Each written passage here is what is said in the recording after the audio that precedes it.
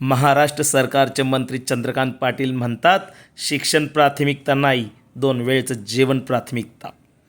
हे केवळ वादग्रस्त नाही तर समाजाला चुकीच्या दिशेने नेणार आहे.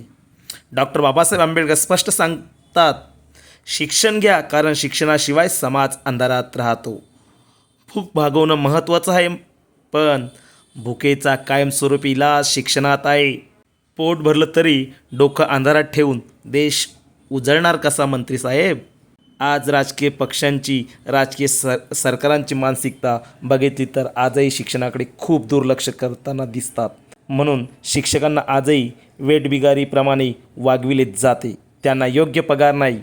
मंत्री साहेब, म्हणून एक प्रश्न या ठिकाणी सरळ पडत आहे, आपण समाजाला फक्त 2 वेळच्या जेवणापुरता मर्यादित ठेवणार की शिक्षणाने त्यांना उंच नेणार? मंत्री साहेब, तुम्हाला सांगणे इतपत मी मोठा नसेल, परंतु आपल्या समाजसुधारकांनी याविषयी आपले मत मांडले ते पुढील प्रमाणे ऐका. महात्मा फुले म्हणतात, विद्या हीच खरी संपत्ती आहे. भुकेल्या पोटीही शिक्षणाचं महत्त्व कमी होत नाही, उलट शिक्षणच भुकेचा कायमस्वरूपी इलाज आहे. डॉक्टर बाबासाहेब आंबेडकर म्हणतात, शिक्षणाशिवाय समाज अंधारात राहतो. जेवणाने भूक भागते पण शिक्षणाने भविष्य उजळते. सावित्री आई म्हणते, अज्ञान हा सर्व दुःखाचा मूळ शत्रू आहे. अन्ना इतकंच शिक्षणही प्रत्येकाच्या आयुष्यात आवश्यक आहे, गरजेचं आहे. जय हिंद, जय किसान.